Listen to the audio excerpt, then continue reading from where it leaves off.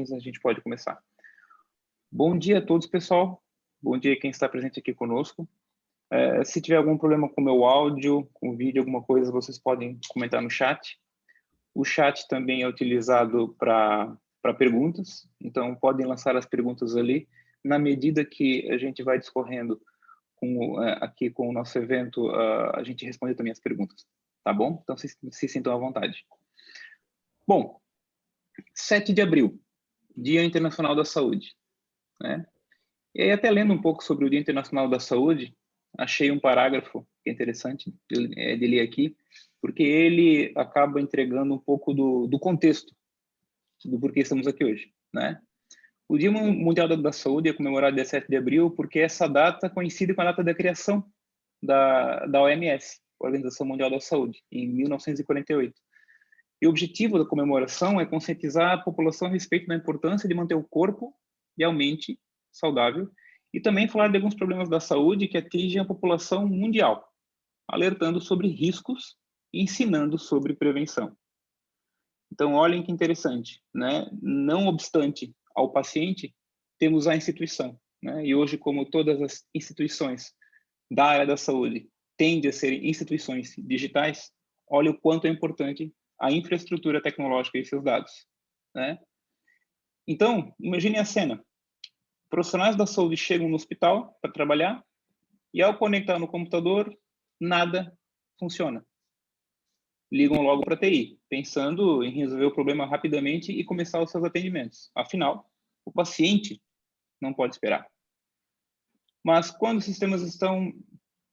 percebem a rede telefônica, né, que também é voz sobre IP, e outros painéis, também não funciona e está tudo mudo. Estranho. Tendo em mente quantos sistemas estão conectados hoje em dia nas organizações de saúde, dá para ter uma boa ideia do impacto que isso pode gerar em um hospital digital. E a cena que eu comentei agora não é fruto de uma imaginação, né? Mas sim o que a gente tem enfrentado por aí, aquilo que a gente chama de ataque cibernético. A pandemia do coronavírus acelerou a transformação digital dos negócios, isso todo mundo sabe, mas também desencadeou um aumento expressivo do número de ataques cibernéticos que a gente vem acompanhando e faz aumentar a procura das empresas por soluções de segurança da informação. A gente sabe que as instituições de saúde elas são um dos principais alvos de ataques cibernéticos. O Brasil está entre os 5 países do globo que mais sofrem ataques cibernéticos, sendo a saúde o segundo setor mais atacado. Isso se deve principalmente pela grande riqueza de dados pessoais que tais instituições tratam diariamente na lida com seus pacientes. Em conversa com clientes, né, que eu vou muito a clientes, a gente sabe que o tema de segurança da informação ele é amplo e complexo. Desde de uma amplitude em termos de soluções, de uma amplitude em termos de perímetros, né, o que eu protejo primeiro. E esse mercado ainda é incompreendido por muitos compradores de tecnologia, ou seja, os nossos clientes, né? Então, portanto, hoje, especialistas em gestão de ambiente de TI, de negócio de missão crítica e privacidade de dados, debaterão sobre o tema. Então, comigo aqui hoje, pessoal, temos o diretor Jean Jader, da SafePoint, empresa especialista em cibersegurança e SOC, parceira da Float. Também temos aqui Fábio Fischer, CEO da Secure, empresa especialista em segurança e proteção de dados. E junto conosco também, Ivan Paiva, advogado e gerente de segurança da informação da Float. Todos aqui para tratar o tema a saúde digital da sua instituição merece mais segurança e eficiência. Tudo isso para celebrar o nosso Dia Internacional da Saúde. Então tá, vamos lá, vamos para o primeiro bate-bola. Aqui é uma conversa, tá? Então eu vou jogar alguns temas para os nossos colegas que estão aqui. Quem está nos assistindo também, temos aqui cerca de 20 participantes. Também podem fazer perguntas no chat que a gente vai respondendo na medida que a gente vai conversando. Vamos lá, primeiro tópico. É correto afirmar que o elo mais fraco de uma instituição de saúde, ou de outro setor também, quando falamos em segurança e privacidade dos dados, é o usuário? Está certo ditar esta afirmação? E por quê? Jean, da SafePoint, o que tu acha sobre esta afirmação? Bom dia, pessoal. Obrigado, Rodrigo, aí, pelo convite. Bom, vamos lá. Tudo é sobre pessoas, né?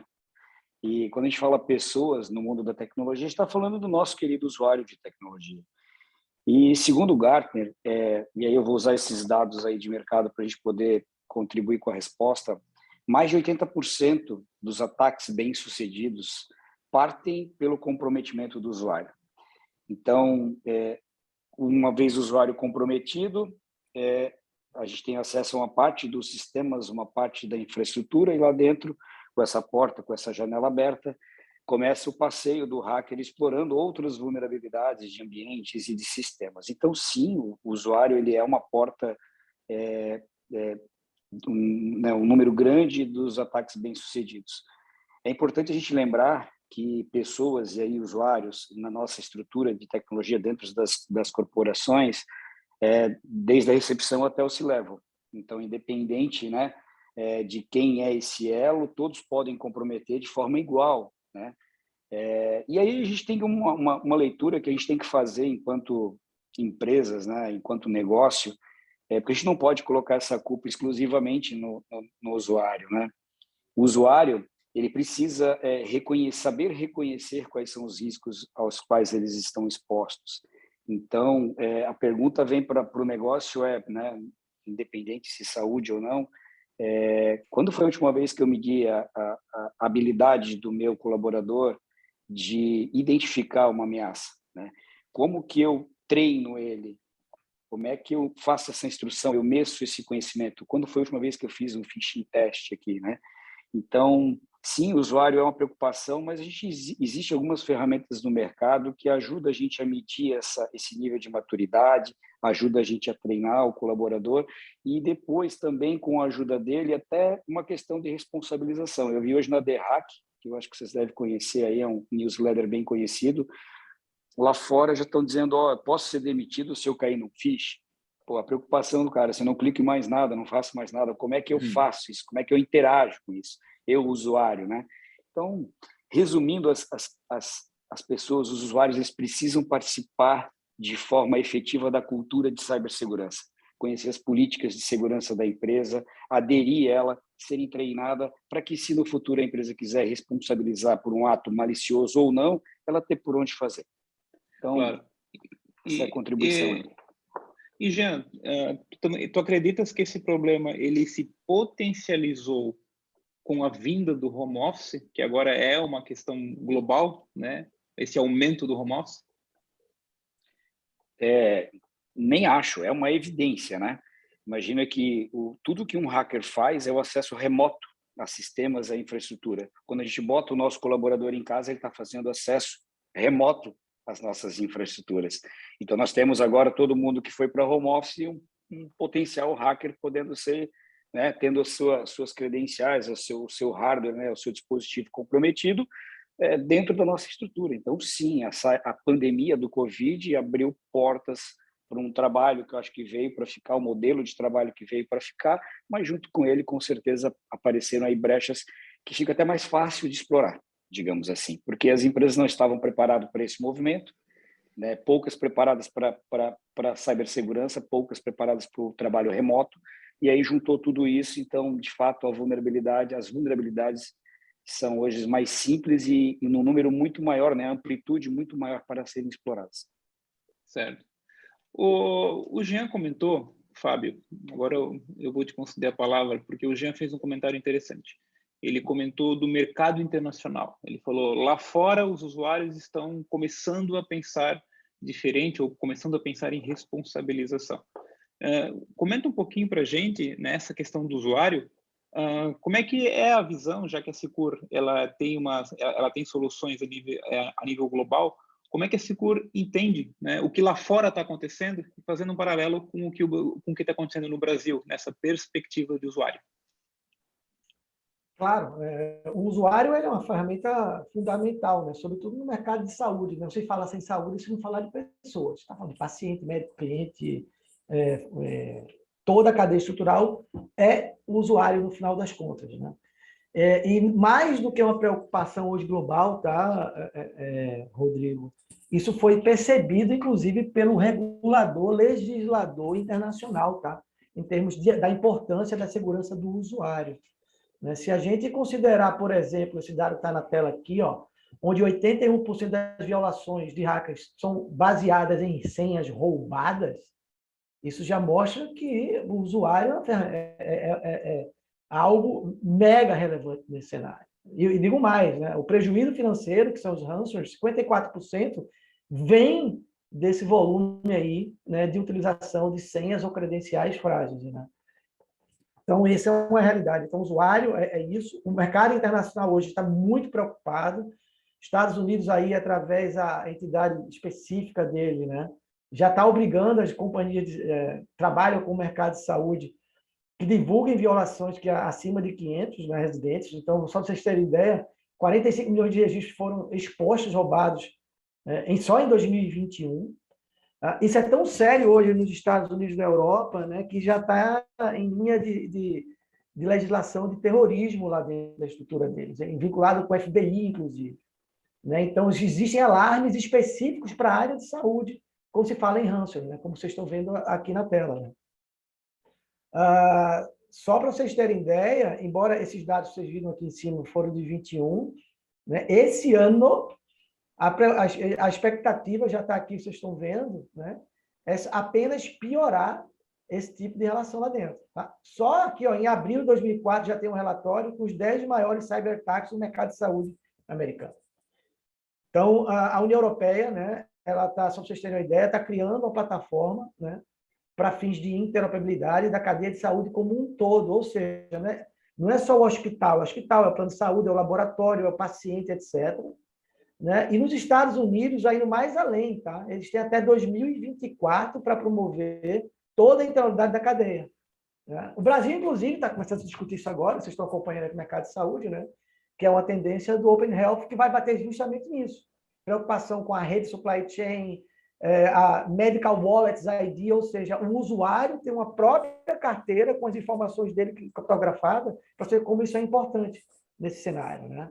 E aí, tanto é que as melhores práticas hoje de cibersegurança, inclusive previstas aqui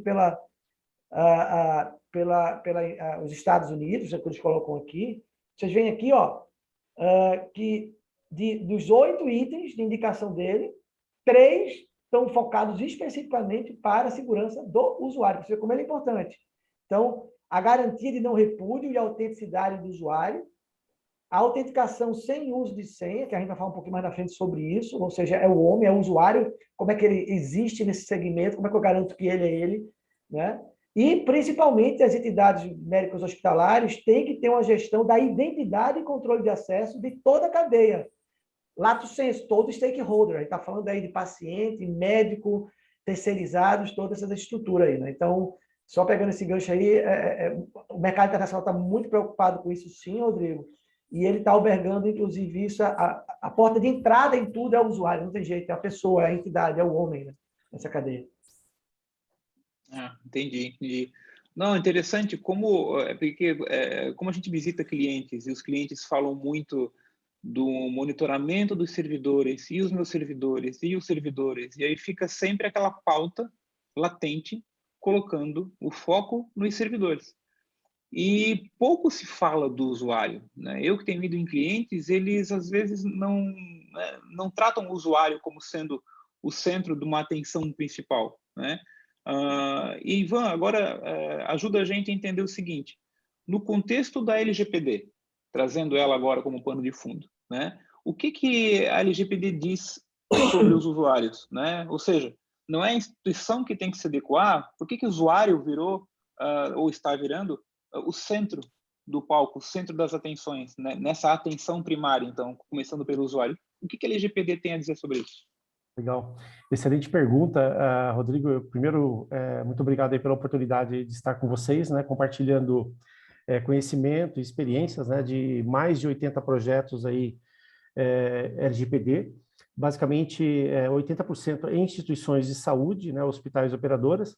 Aí você está sentado aí falando assim, mas Ivan, eu não sou de instituição de saúde, né?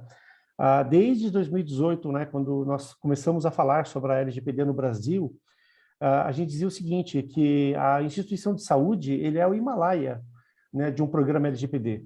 Né? Ele é a organização mais complexa, né, para você fazer a adequação.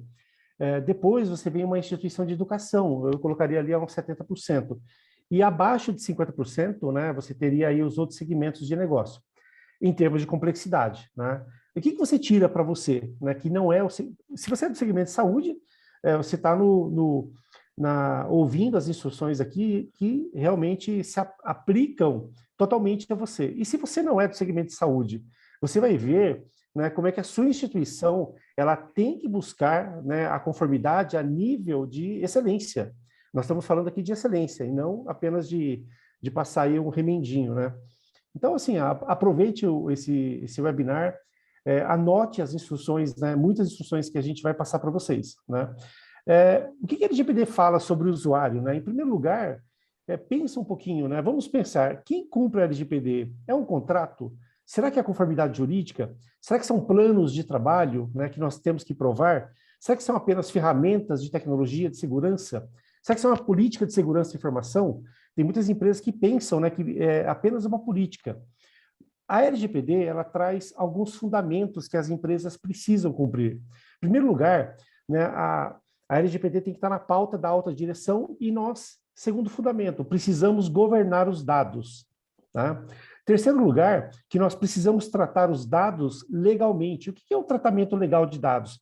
A sua empresa, né, seja você uma indústria, um setor de serviços, tecnologia, uma instituição de saúde, você precisa registrar todos os tratamentos de dados, os princípios pela qual você trata aqueles dados, né, as bases legais, os riscos envolvidos, as tecnologias envolvidas, aonde que esse dado está, a rastreabilidade que você tem sobre esse dado e com quem você compartilha esse dado. Esse é o terceiro fundamento da LGPD. O quarto é a cultura de proteção de dados. Toda organização precisa estar aculturada e saber o que fazer. A quinta é a segurança da informação, né? E o último fundamento é a prevenção e a prova, ou seja, ações preventivas e capacidade de prova. E eu tenho uma pergunta para você. Quem é que opera a governança dos dados, a governança executiva, a cultura? Quem trata os dados na rotina diária? Quem trata com a segurança da informação na rotina diária? E quem toma ações preventivas? É o usuário. Né? Então, nós estamos falando, né, do fundamento que ele não é o mais importante do compliance, mas ele é o pilar. Né? É através do usuário que nós vamos cumprir, né, cumprir aí o compliance em cima da LGPD. Então, o usuário, ele é o ponto central, né, dessa conformidade que nós estamos falando, ok? Legal, Rodrigo, legal. você tem mais uma pergunta? Oi? Mais alguma pergunta além dessa? Sobre o usuário agora, eu acho que a gente pode evoluir um pouco sobre onde está a fragilidade. O público que está nos ouvindo aqui deve estar pensando, não, a gente entendeu que o usuário é uma peça-chave em todo o processo, o usuário é o alvo do hacker, o usuário é o elo mais fraco, mas por que será que é o elo mais fraco? Né? Então, eu vou agora deixar o Fábio responder uma pergunta que é assim, por que o usuário é o elo mais fraco? Ou seja, a autenticação, né? A senha que ele usa, quando ele vai se conectar. Esse processo torna o usuário mais vulnerável porque ele tem o poder, né? Ou seja, quando ele tem o usuário e senha, ele tem um poder nas mãos, então torna ele vulnerável, né? Então, assim, fala um pouco desse aspecto e como é que a gente elimina ou reduz esse problema desse poder que ele tem nas mãos, que é as credenciais. Tá, existe um problema hoje, Rodrigo, é um problema do mercado, lato sensu, tá? E não é só de saúde, tá? Que é um modelo histórico de autenticação dos usuários. Basicamente, hoje, tem um dado aí de mercado de 300 bilhões de senhas, bilhões de senhas é um problema no mundo, que são utilizadas através de modelos de logins, né? Ou, no máximo, segundo fator de autenticação. Ou seja, essa tecnologia relativamente arcaica, mas é o que se tem hoje, ela traz justamente esse tipo de problema, tá? Tanto é hoje, né, que a gente está falando aí muito no mercado, vamos colocar um segundo fator de autenticação, né? Então, não, vamos colocar uma VPN, né? Isso são meramente mecanismos, degraus, né, que oferece um pouco mais de dificuldade para esse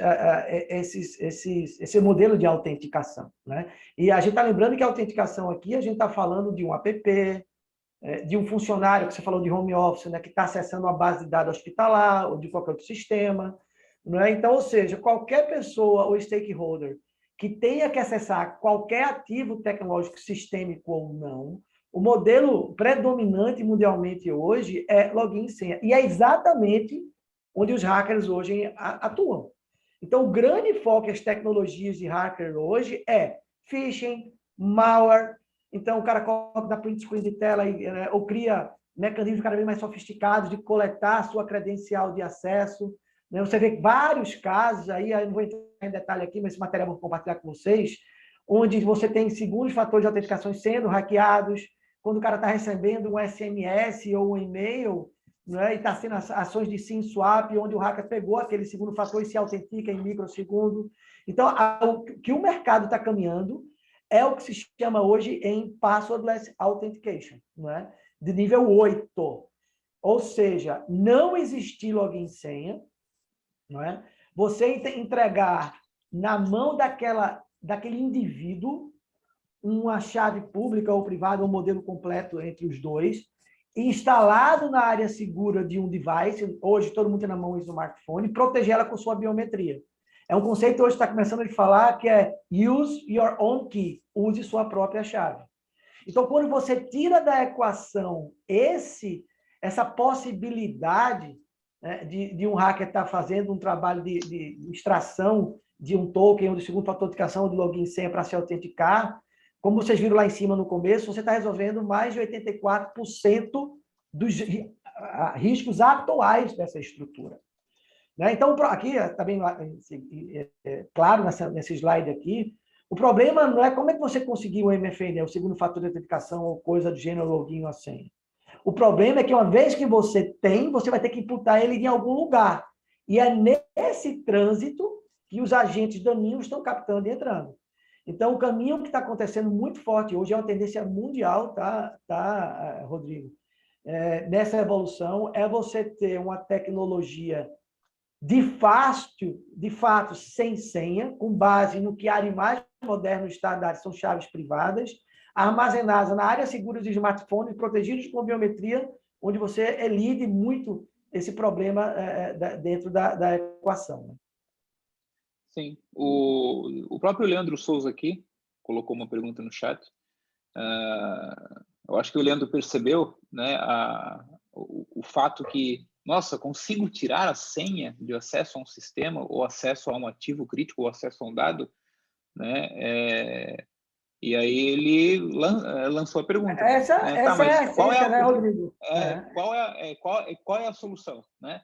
Eu acho que sobre solução a gente pode comentar um pouquinho no final, até para responder a pergunta do Leandro. O Rodrigo Afonso também fez uma pergunta que também é sobre solução, que a gente pode comentar mais no final. Mas fica uma grande questão, né? É possível, de uma forma com usabilidade, de retirar a senha do usuário? Né? Então, a gente sabe, né? Todos aqui estamos aqui, sabemos que sim. E aí a forma de fazer isso a gente pode comentar um pouco mais para o final, mas esse é o cerne da questão mesmo. Tá? O Leandro pegou muito bem. Agora falando, ok, foi furtada a senha. E aí o hacker conseguiu acesso privilegiado, vamos dizer assim, pela porta da frente. E aí, Jean, eu acabo perguntando para ti, que tem aí, é diretor de uma empresa que faz monitoramento de cibersegurança, né? Existe monitoramento eficiente caso as credenciais do usuário forem roubadas, ou seja, ele entrou pela porta da frente? É possível monitorar até quando o usuário já vem identificado? Sim, vamos lá. Esse é o desafio, o principal desafio dos MSSPs, né? É juntar aí, primeiro respondendo sim, é possível, né? Vamos responder a primeira pergunta para depois colocar as considerações. É possível. Ninguém está dizendo que é fácil, mas é possível. Mas o mercado e hoje o mercado possui excelentes produtos e soluções corporativas, que eu acho que vocês vão comentar um pouquinho no final. Gestão de identidade e acesso. Então ali já dá para trabalhar uma questão voltada para comportamento. E o que precisa ficar claro, acho que para todos os administradores de segurança aí, ou gestores da área de segurança das empresas, é que nenhuma ferramenta sozinha, isolada, vai conseguir combater de forma eficiente as vulnerabilidades e os incidentes de segurança. Sempre uma composição. Então, vamos imaginar aí um canivete suíço. A gente tem o endpoint, a gente tem a gestão de acesso e identidade, a gente vai ter uma série de componentes, firewall, banco de dados, rede.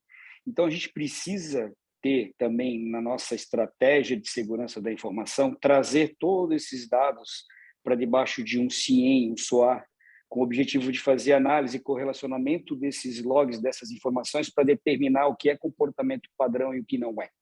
E aí por trás, não tem jeito, é o Watson, não sei qual é o produto que se usa, mas hoje o Watson está bem posicionado aí com a suíte da IBM, né, de cibersegurança, correlacionando e dizendo, isso não é comportamento padrão, SOAR, chega aqui e dá o combate primeiro. Ok, não consegui identificar se isso ainda é um problema ou não. Aí tem uma cadeia de processos, pessoas que vão sair do outro lado com um time de resposta a incidente de segurança. Mas a gente precisa, de fato, conectar o maior range possível de vetores da infraestrutura e de sistemas e usuários, trazer, correlacionar, combater, para entregar para o time, para que seja possível um time de combate a incidente, de resposta a incidente, trabalhar de forma eficiente. Então, é isso. Não sei se eu respondi, ficou alguma dúvida? Claro.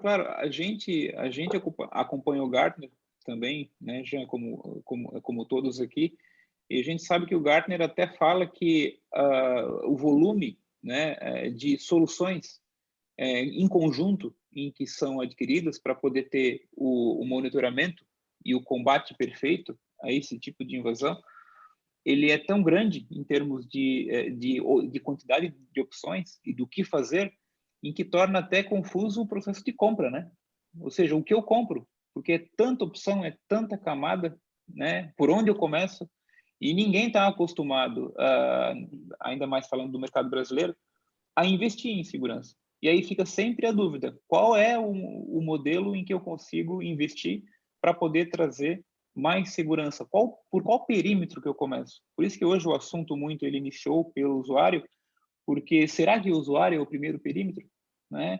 Ou será que a minha borda de firewall, etc., é o primeiro perímetro? Então, né, essa composição, como tu falaste muito bem, tem que ser avaliada, porque se for para comprar tudo o que eu posso comprar ou o que eu preciso comprar, não há dinheiro que pague porque o investimento é muito alto. Então, eu tenho que começar por um lado, né?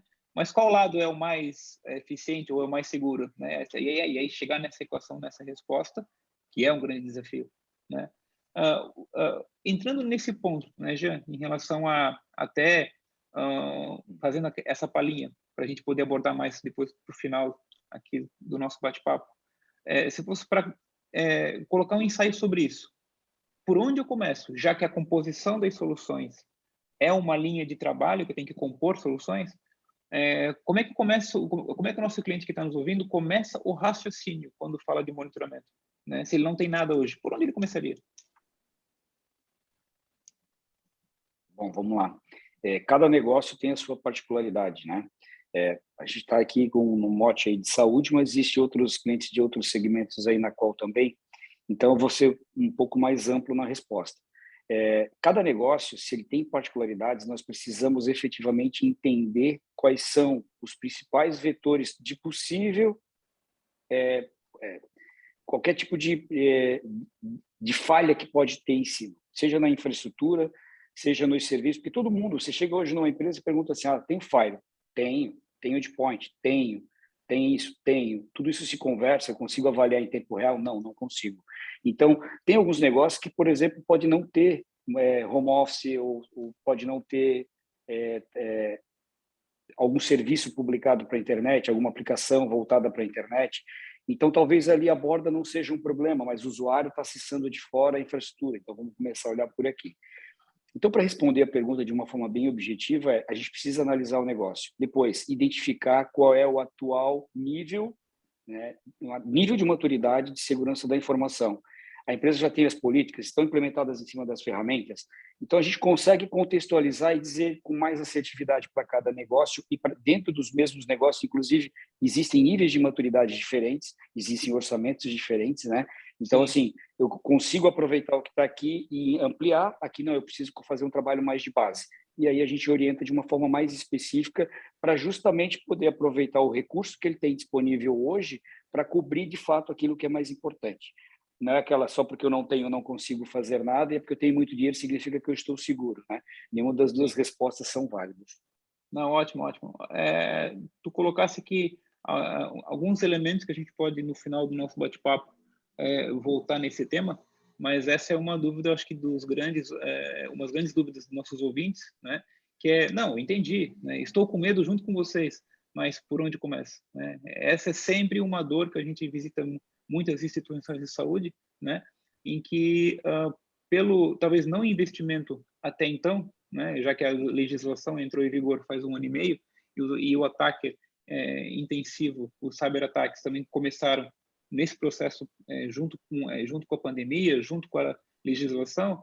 Parece que agora está uma correria, né? Nos últimos quase 2 anos sobre, e aí, o que fazemos? Tem gente que ainda não fez nada. Por quê? Porque talvez não sabe exatamente para onde ir, e aí fica estagnado porque o investimento é alto, né? Mas essa palhinha a gente volta lá no final também.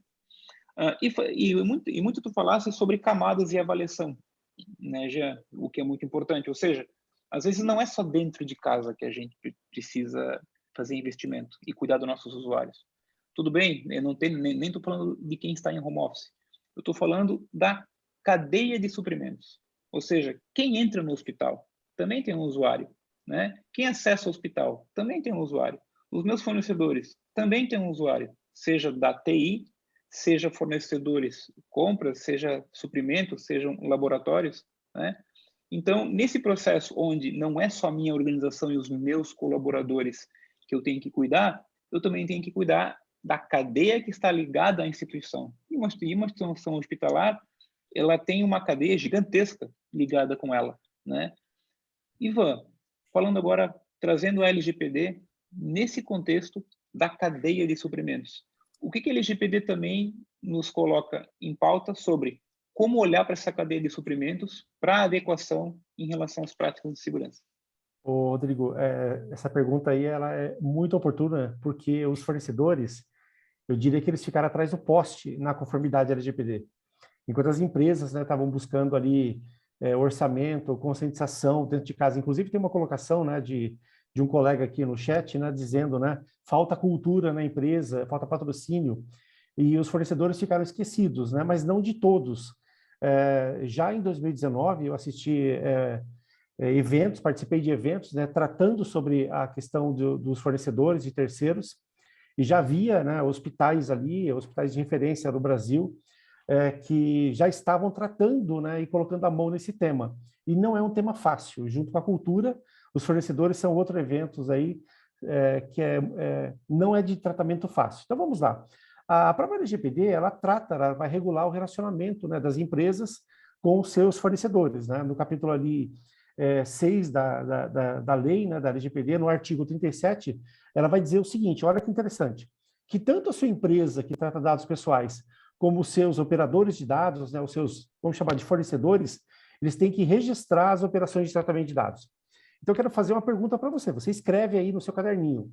Se a sua empresa, se você que está sentado aí, não tem o registro de todos os tratamentos de dados realizados dentro da sua instalação de dados pessoais, quais são as atividades, por qual a finalidade, quais são os dados pessoais, quem são os titulares desses dados, onde eles estão armazenados, com quem você compartilha dentro da empresa, fora, aonde eles estão armazenados, se tem traçabilidade, quais são, né, a segurança aplicada. Se você não tem isso, você não tem a base, né, para conformidade LGPD e você não resiste a nenhum litígio. Mas se o seu fornecedor que trata dados pessoais, que você compartilhou com ele, também não tem, né, esse risco é seu. Né? Esse é um risco aí que é compartilhado, né? Ou seja, é uma solidariedade aí, né, entre esses fornecedores, você com o seu fornecedor, você está assumindo esse risco, tá? Outra coisa, a sua empresa é quem tem que dizer para os fornecedores como que eles devem tratar os dados pessoais. Parece uma coisa que passa assim simples, né? Ok, ele sabe o que ele tem que fazer. Não. Você tem que dizer para ele como que você espera que ele trate os dados pessoais, quais são os critérios de segurança, as instruções, como que ele reporta o incidente. Se você não disser isso para ele, você está eximindo ele da responsabilidade. Olha que interessante. E muita gente não tem nenhuma preocupação. Outra coisa importante é que a sua empresa tem direito de regresso sobre o seu fornecedor. Mas eu tenho uma pergunta. Quem é o seu fornecedor? O seu fornecedor tem um programa de segurança e privacidade? Ele está adequado à LGPD? Ele pode provar essa conformidade? Lembrando que a LGPD é um compliance de prova. Você pode até cumprir os requisitos de conformidade à lei, mas se você não tiver isso documentado, não tiver papel, não tiver planos, não fizer a monitoração, você não tem conformidade declarada. O seu fornecedor gerencia os riscos sobre o tratamento de dados, ele tem um registro dos processos de tratamento de dados, ele cumpre os fundamentos da LGPD. Pessoal, com quem ele está compartilhando dados? Será que o colaborador ou o terceiro, né, ou o quinto que está lá dentro, está levando dados para casa, está desviando a finalidade? O teu fornecedor, será que vai te avisar, né, quando tiver um incidente de privacidade? Outra coisa interessante, ele tem capacidade de reparar os seus danos? Aquele capital social lá de R$10.000 repara um dano de imagem, litígios com outros controladores de dados? Não, isso não vai acontecer. Então, só por trás dessa pergunta do Rodrigo, né, é isso que está por trás da gestão da cadeia de suprimentos. E uma coisa interessante, da mesma forma que nós precisamos reaprender, né, a cultura para fazer com que cada colaborador seja o embaixador de segurança e privacidade, nós temos que fazer a mesma coisa com seus fornecedores. Tá? Então, se o Rodrigo me permitir 15 segundos, o que eu tenho que fazer, Ivan? Né? Botei o bode na sala. Então, hoje, né, peça para que identifiquem todos os fornecedores que você tem na organização. Faça ali uma marquinha em quem trata dados pessoais. Faça uma segunda marquinha em quem trata dados sensíveis. Terceiro, quem trata dados de saúde. Quarto, quem tem acesso ao prontuário, se você é um hospital ou se você é uma operadora. Né? Analise. Esse fornecedor é commodity? Ele é estratégico? Ele é um fornecedor de alto risco? Né? E defina qual a ação que você vai fazer sobre ele. E sabe qual a ação que você pode fazer? Talvez você tenha que tirar o seu fornecedor. Talvez ele seja um fornecedor estratégico e você precise apoiar o seu fornecedor na conformidade. E faça uma due diligence com prova. Tá? E, para terminar, isso é possível? Sim. Em 2018, já havia hospitais aqui no Brasil que já fizeram, né, por conta da GDPR, eles já fizeram isso aí. E você tem que fazer. Caso contrário, você pode ter toda a conformidade da LGPD e um fornecedor pode arruinar o seu negócio, ok? E ouvindo tu falar, né, Ivan, como o Ivan está em muitos clientes fazendo programa de adequação em muitas instituições hospitalares, por isso que ele acaba botando muitas perguntas provocativas, porque ele percebe que essas instituições, algumas delas, elas estão fazendo LGPD de uma forma talvez muito branda.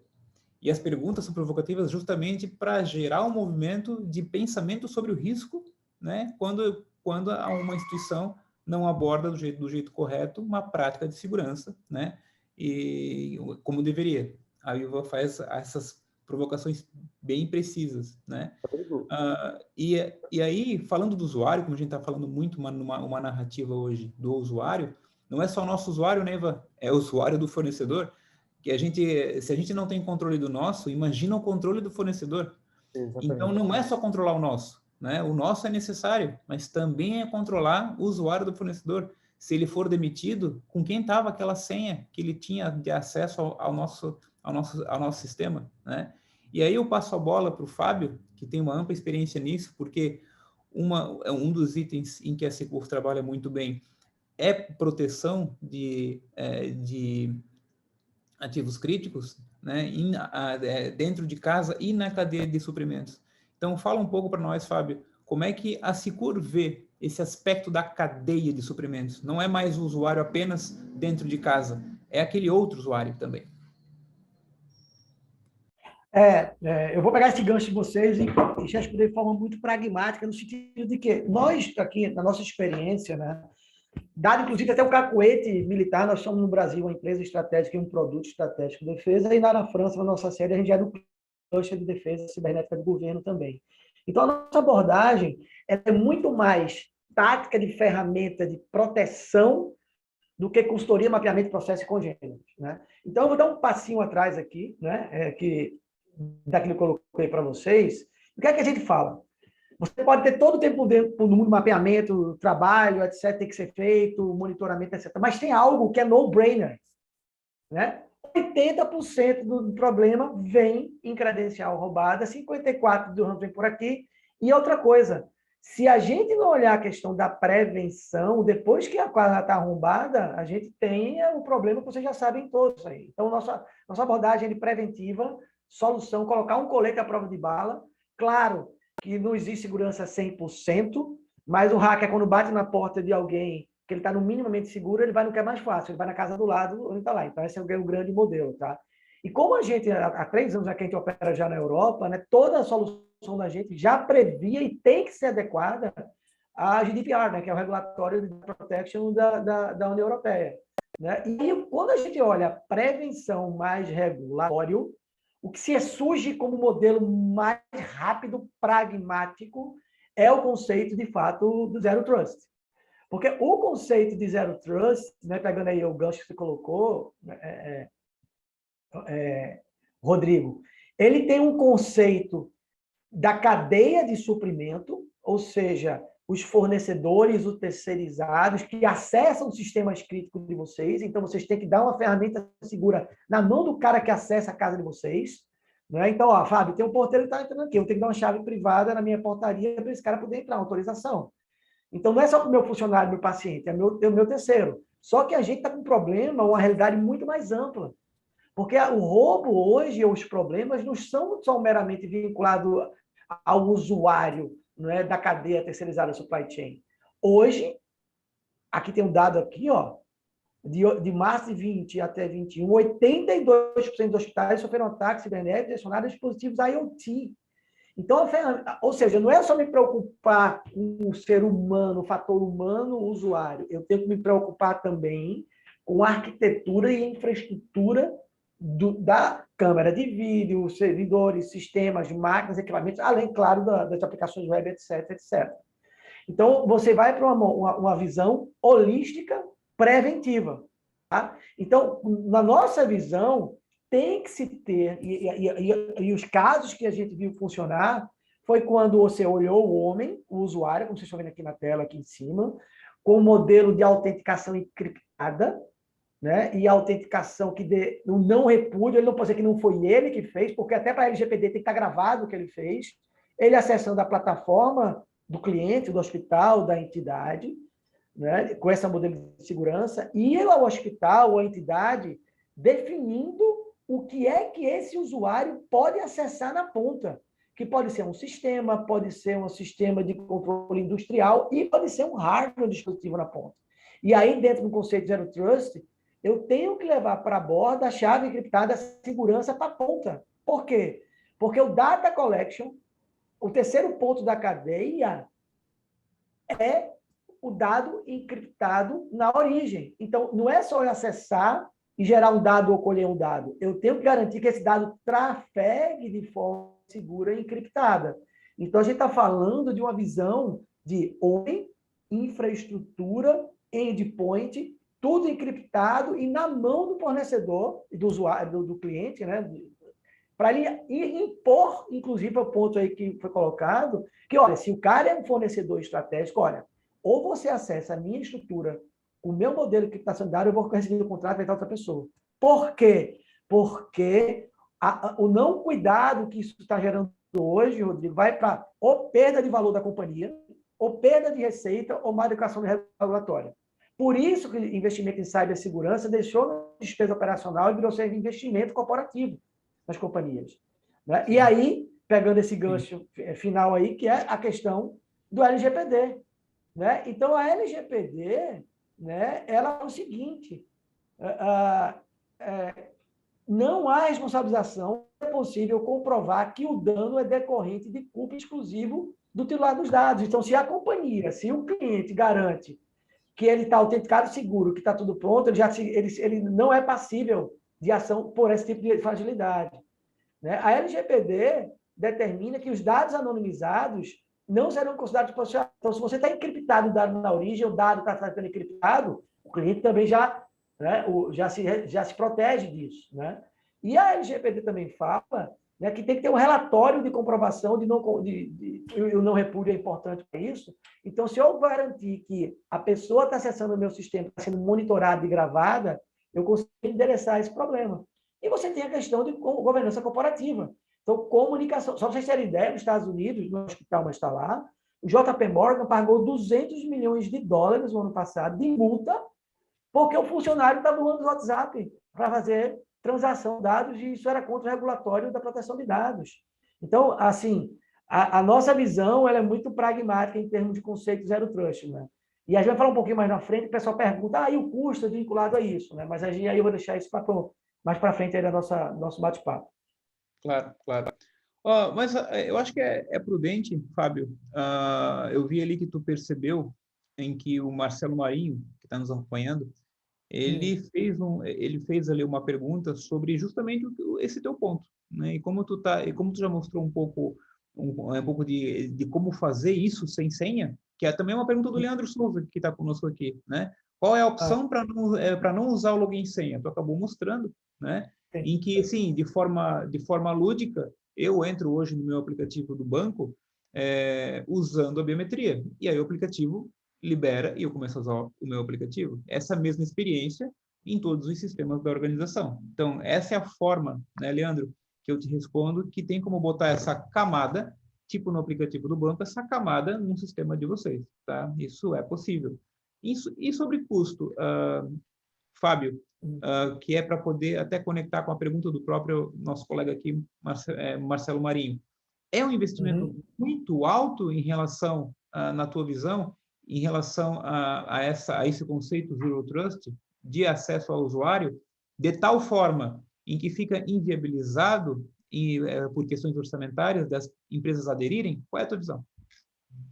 Aí eu vou responder isso com dois pontos. Tá? O primeiro ponto mais institucional, que é de mercado. Tá?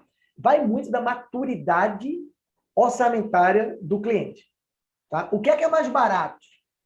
Eu correr o risco de pagar 3 milhões de euros, que aconteceu com a gente, tá? Lá na França, que é um hospital. 3 milhões de ataque de ransom, de sequestro de dados, ou eu tenho investido 40 mil euros numa solução Zero Trust que eu paguei por usuário a tentar sistema seguro.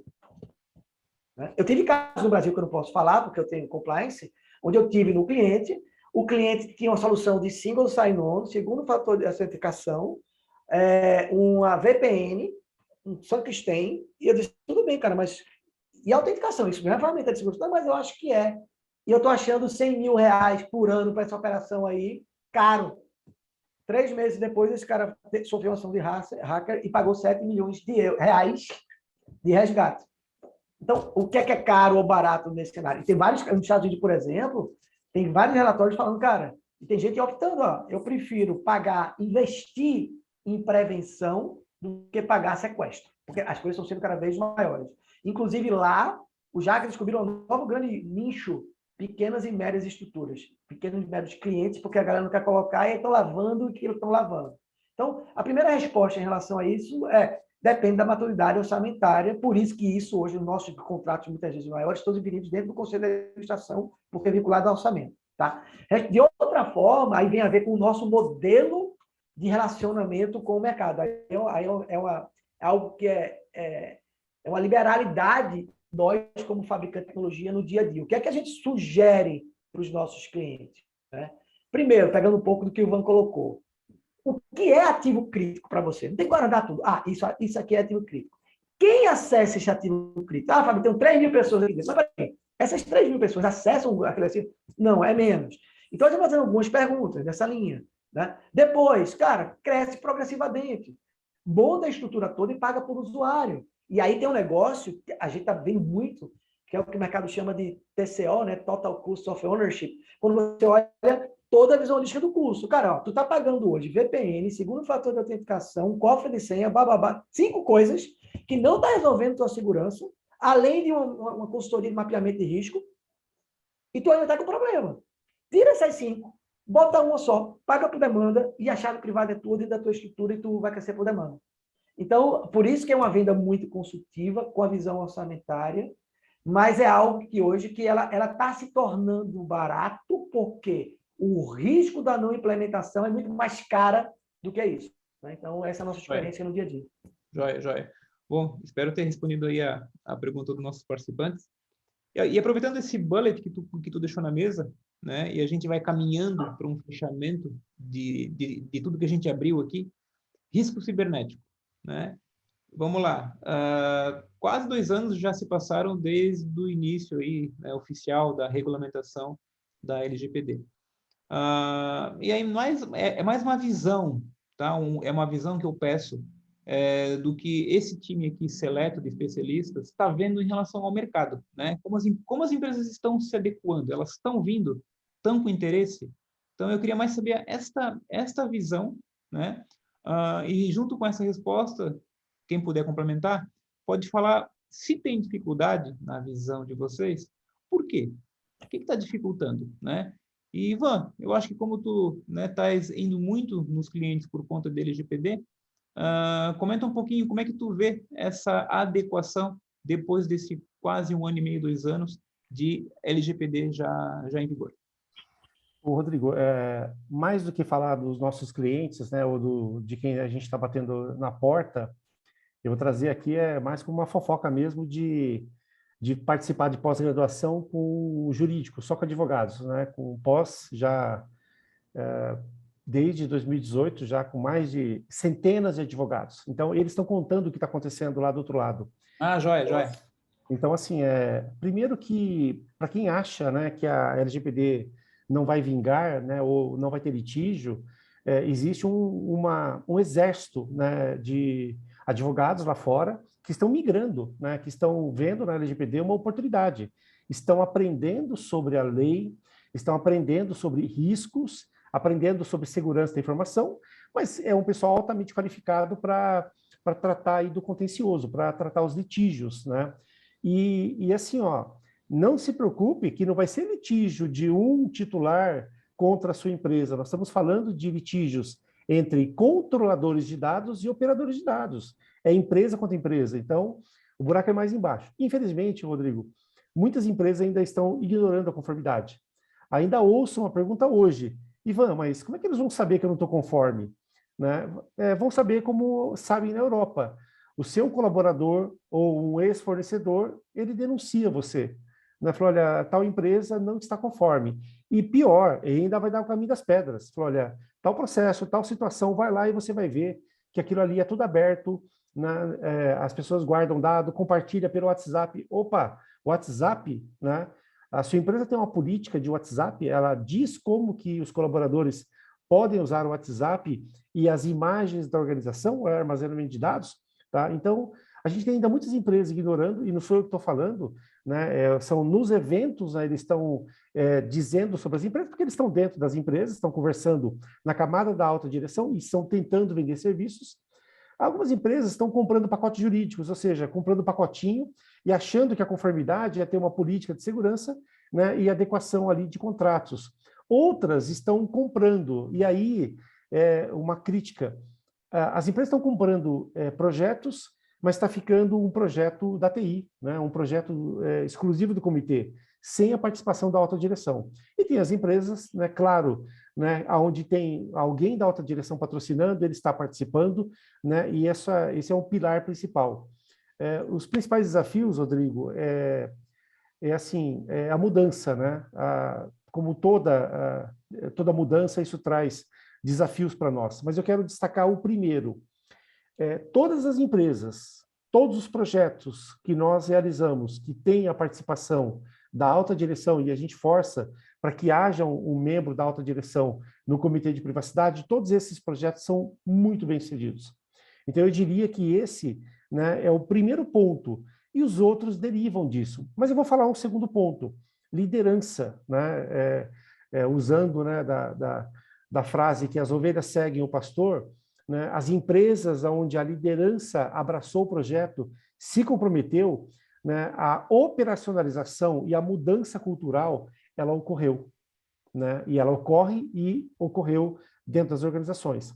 O restante, até para não tomar tempo, né? Porque a gente está tendo um conteúdo técnico aqui excelente, mas eu investiria na venda interna e aí você precisa de apoio externo, né? Você jurídico, você da TI, você precisa de alguém que conheça, né, o que está acontecendo no mundo lá fora, o que está acontecendo dentro das instituições.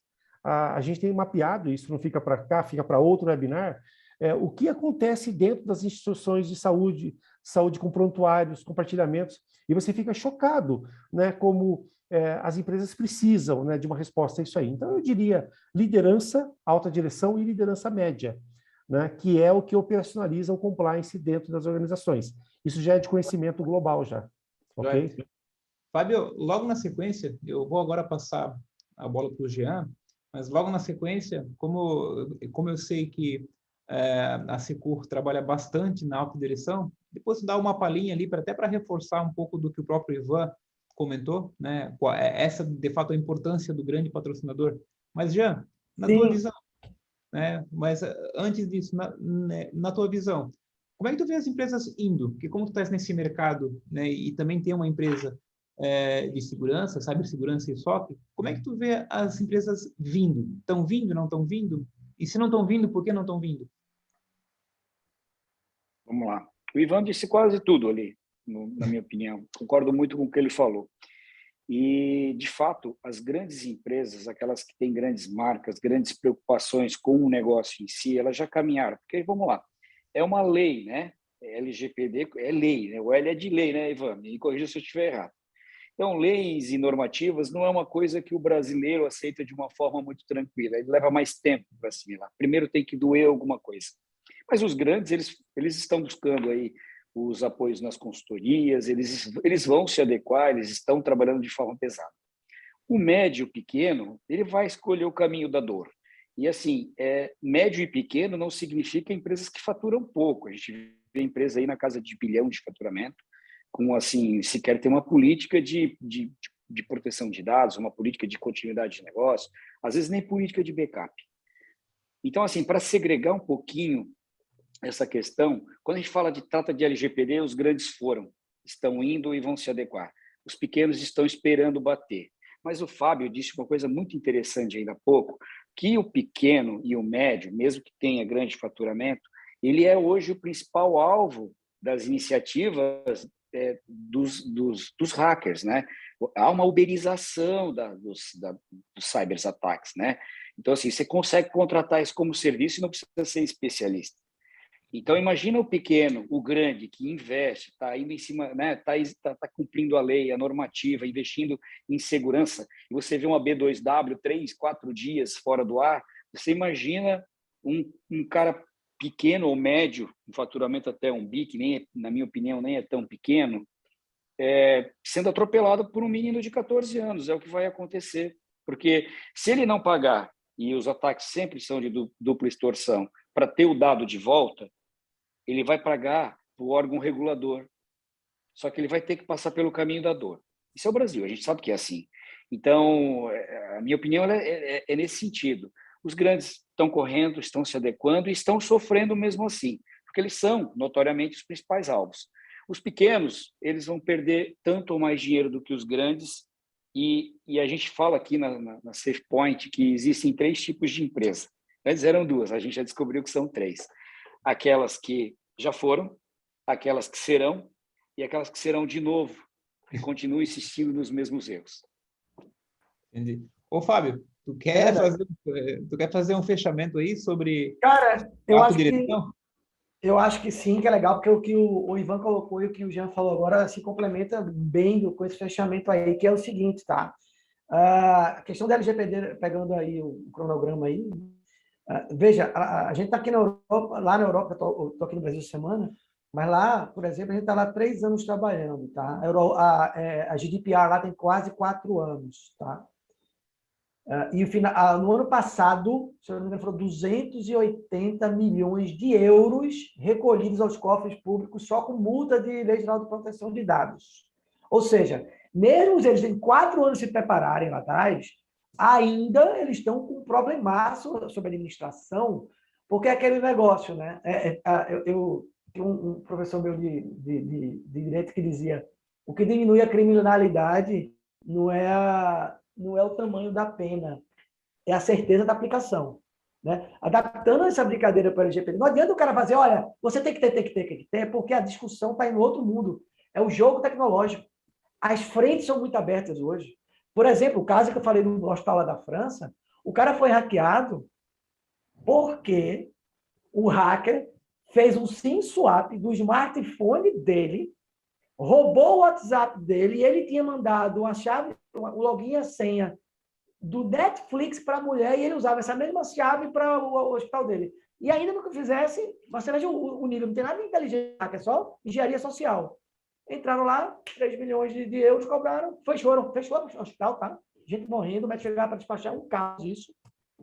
E a galera, ou seja, eles estavam correndo atrás da LGPD. Só que as peças de Lego tecnológicas que eles sempre usaram, elas não são mais eficazes para o tipo de jogo que a gente está jogando hoje no mercado. Então, esse é um grande desafio aí, a implementação. Nesse cenário ainda, por isso que as grandes companhias lá na Europa, elas estão mais preocupadas com não faturamento, DDoS, parar a energia elétrica, deixar de funcionar, de operar, e perda de valuation na bolsa por causa disso, porque isso é mais caro para eles, inclusive, do que as multas da LGPD. E esses caras, mesmo com grana, ainda estão com problema. Por quê? E aí tu sabe, Rodrigo, já participasse comigo em reunião. A gente já foi para grandes grupos aqui, que eu vou, às vezes, conversar com um cara de TI, para pegar o gancho do conselho que você falou, o cara head, que é para saber de tudo lá, e o cara fica brigando, de vez de olhar valuation e segurança da companhia, o cara está querendo fazer discussão filosófica de se o WhatsApp é seguro ou não, se seguro fator de autenticação é tudo não, e a gente fica numa discussão técnica e esquece. Então, o que é que a gente está fazendo hoje? Tá? Primeiro, a gente está interagindo e conversando com muita qualidade, muito bem impressionado, com boards e com conselhos de administração de algumas grandes companhias. Tá? Empresas que não têm board, a gente está falando com a área de decisória, onde o bolso afeta. É onde é aquele cara lá. Tá? E o que é que a gente está fazendo? A gente disponibiliza lá numa entidade apartada, a gente conseguiu fazer isso lá na França, uma entidade autônoma de cibersegurança, um cluster, um link que essas pessoas entram e preenchem um formulário e ele cospe um report de 0 a 100 em quão conforme aquele cara está em relação aos riscos sérios da sua própria infraestrutura.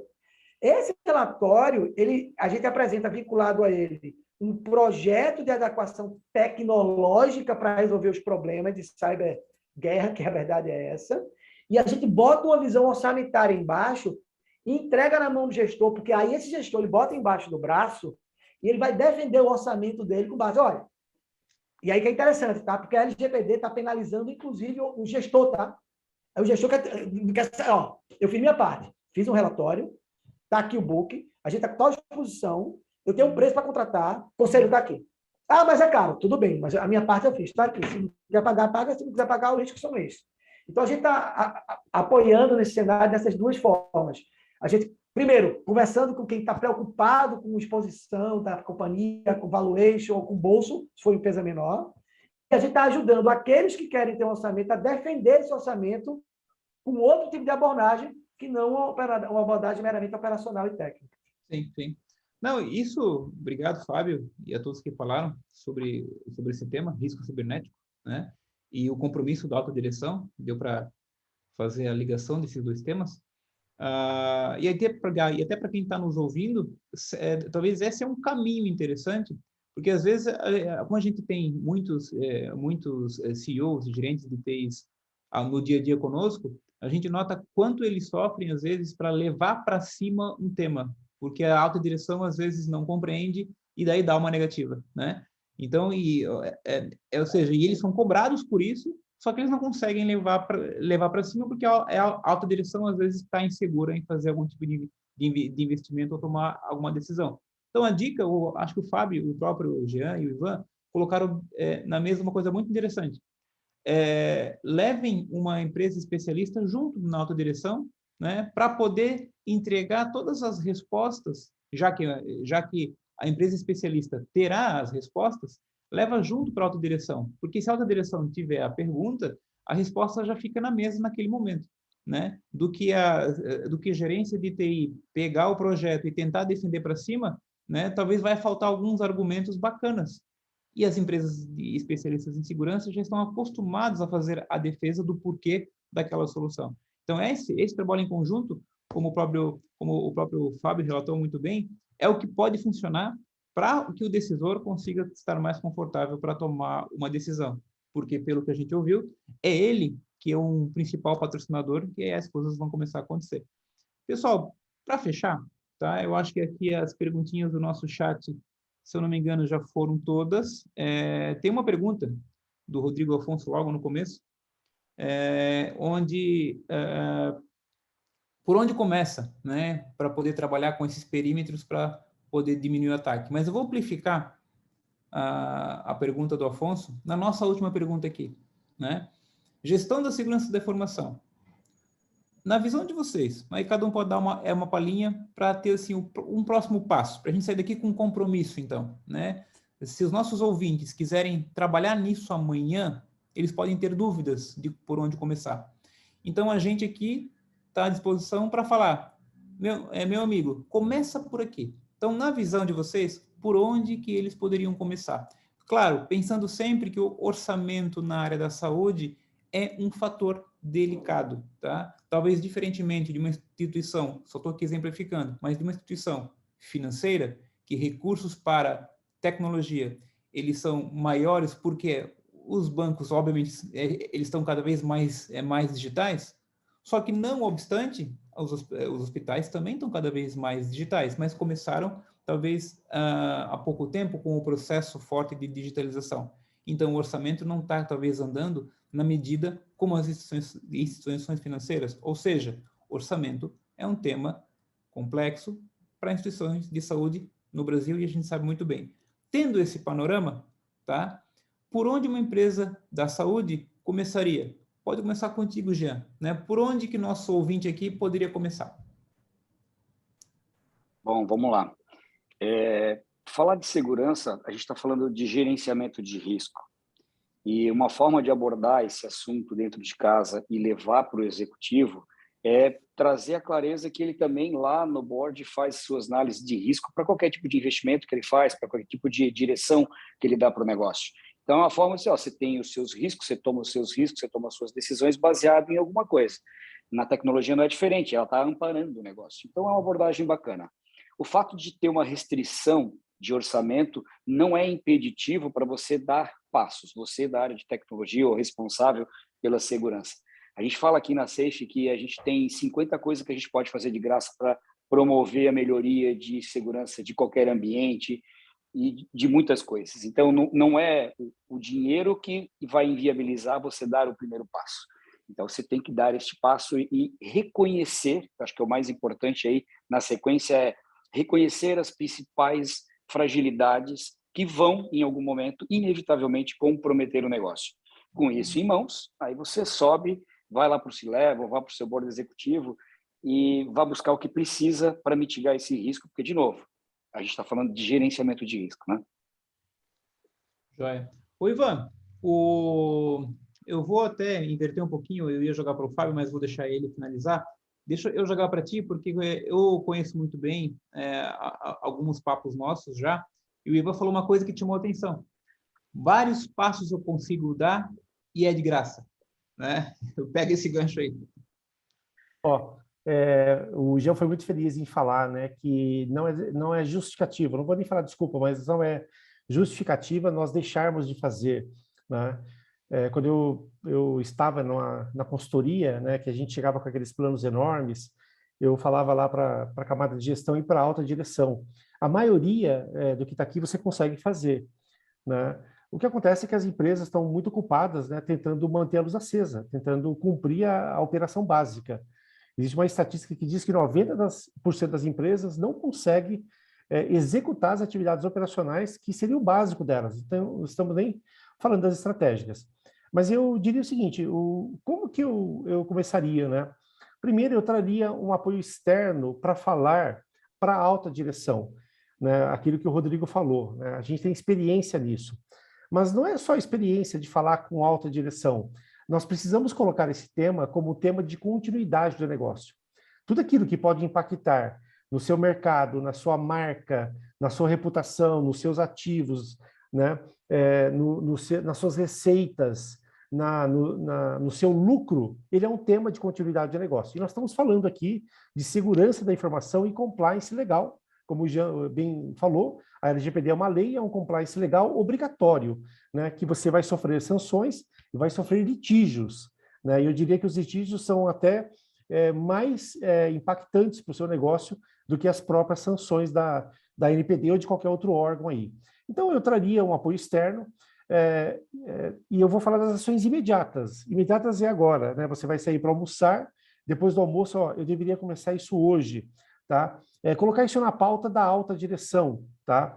Atribuir um líder. Sem um líder para essa transformação, você não vai longe, tá? Iniciar com um programa também de cultura, né? Ou seja, cada colaborador passar a ser um agente de segurança de sua empresa. A avaliação da segurança, né? Foi falado aí pelo Fábio e pelo Jean. Não tem como você sanar aquilo que você não conhece. Não há segurança da informação se você não conhece os seus ativos. O mapeamento dos dados, né? Como eu falei, os registros através de dados, e a governança dos fornecedores, que é um duto por onde a sua conformidade pode vazar. E depois disso, políticas, assessment, gestão, próprio programa de conformidade, ferramentas, etc. Então, se você não começou ainda, você já está, eu diria, 3 anos atrasados, tá bom? Fábio, ouvindo um pouco de tudo aí, o que tu coloca aqui como um incentivo para quem está nos ouvindo? Por onde começa?